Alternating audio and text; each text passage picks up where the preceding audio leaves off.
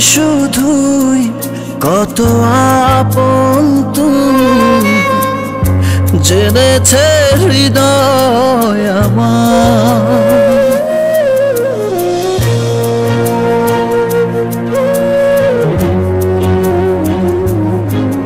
দূরে যাওয়ার পর হৃদয় তোলপাড়, পাবো না তোকে ফিরে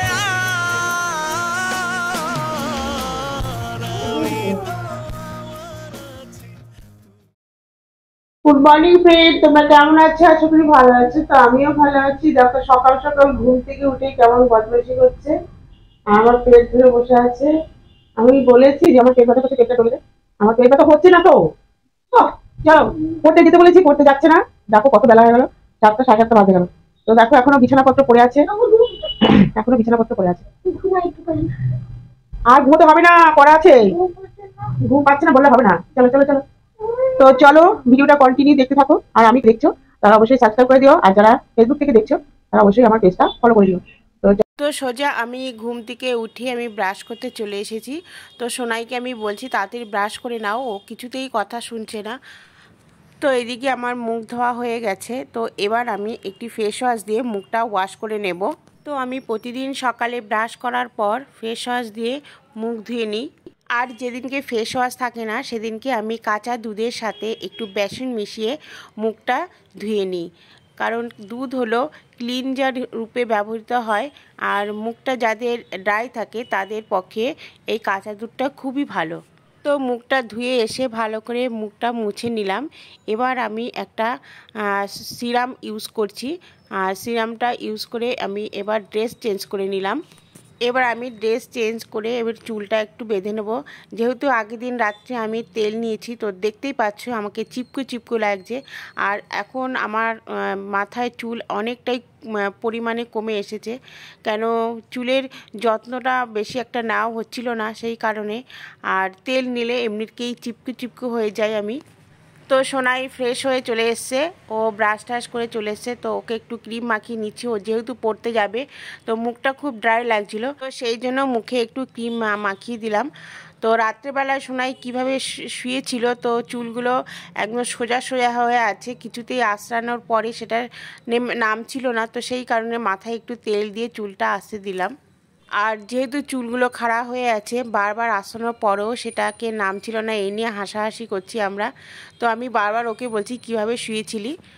তো এদিকে ও পড়তে চলে গেছে। আমি কিছুক্ষণের জন্য একটু ছাদে গিয়েছিলাম, তো ছাদ থেকে দেখতে পাচ্ছি দেখো আমাদের নিচে মিষ্টির দোকানে তো মিষ্টি চলে এসছে, তাই উপর থেকে একটু ক্যামেরাবন্দি করে নিয়েছিলাম।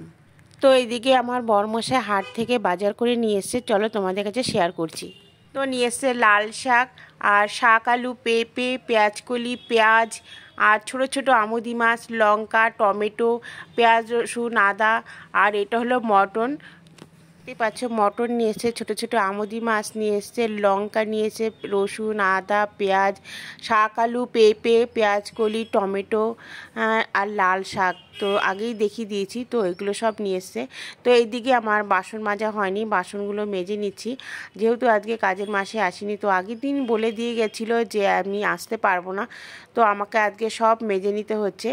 আর কাজের মাসে নিলে এই একটা সমস্যা, একদিন আসবে তো একদিন আসবে না, এই হলো ব্যাপার। তো কাজের মাসি আমি এত বছর ধরে রাখিনি, কাজের মাসি রেখেছি প্রায় 2 বছর হলো। কারণ আমার শরীরটা একটু কয়েকদিন ভালো যাচ্ছিল না, তো সেই কারণে আমি ওনাকে রেখে দিই। তো এবার চলে আসলাম মাংসটা ধুতে। মাংসটা ধুয়ে নিয়ে আমি একটু জলটা ঝরিয়ে রাখবো। তো এদিকে আমি সোনাইকে খাওয়াতে এসেছি, ও স্কুলে যাবে, তো আমার এই জন্য তাড়াহুড়ো। তো আগে সব কাজ ফেলে আমি ওকে খাইয়ে নিচ্ছি, ওর স্কুল আছে বলে। তো ও স্কুলে চলে গেছে। এবার মোটামুটি সব কাজ করে যে গুছিয়ে গাছিয়ে নিয়ে এবার আমি চলে আসলাম রান্না করতে। তো দেখতেই পাচ্ছ মাংসটা আমি ধুয়ে ঝরিয়ে রেখে দিয়েছিলাম। এবার আমি প্রেশার কুকারে এটাকে সিটি মেরে নেব। তো এর মধ্যে কি কি দিয়ে দিচ্ছি দেখো, মাংস দিয়ে দিয়েছি, আর টক দই দিয়েছি, আর কয়েকটা কাঁচা লঙ্কা চিড়ে দিচ্ছি, আর আপেল সিডার ভিনিগার এক ঢাকনা দিয়ে দিলাম, আর অল্প একটু জল দিয়ে দিলাম, পরিমাণ মতন অল্প, বেশি জল দেব না। জল দিয়ে লবণ দিয়ে আর একটু তেল দিয়ে আমি এটাকে সিটি মেরে নেব। তো এইদিকে আমি লক্ষ্মীভোগ চাল ভিজিয়ে রেখেছি। চালগুলো একটু ভিজিয়ে রাখলে লম্বা লম্বা টাইপের হয়, তো সেই কারণে আমি ভিজিয়ে রেখেছি। আর এদিকে ডুমো ডুমো করা আলু ভেজে নেব একটু লালচে লালচে করে। আর প্রেশার কুকারে যে মাংস সিটি মেরেছিলাম সেটাকে জল ঝরিয়ে রেখে আলাদা করে রেখে দিয়েছি, আর জলটা প্রেশার কুকারে রেখে দিয়েছি, ওটা রান্নার সময় আমি দিয়ে দেবো। তো এদিকে তেলে ফোড়ন দিয়ে দিয়েছি, গরম মশলা, পেঁয়াজ কুচি এগুলো দিয়ে একটু ভাজা ভাজা করে নেব।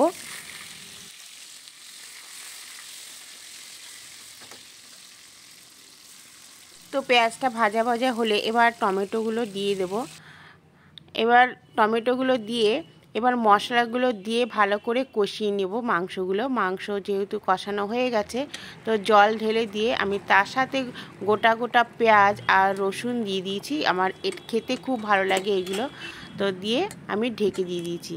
তো এইদিকে আমি কি করছি দেখো, চোরের মতন মাংস চুরি করে খাচ্ছি।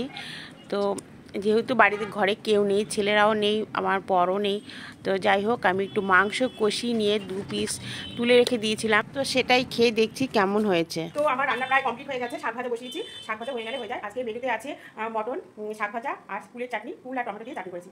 তো ঘরে এখন কেউ নেই, আমি একা রয়েছি। আমার বড় ছেলে কলেজে গেছে, ছোটো ছেলে স্কুলে, আর আমার হাজবেন্ড গেছে একটু দরকারে।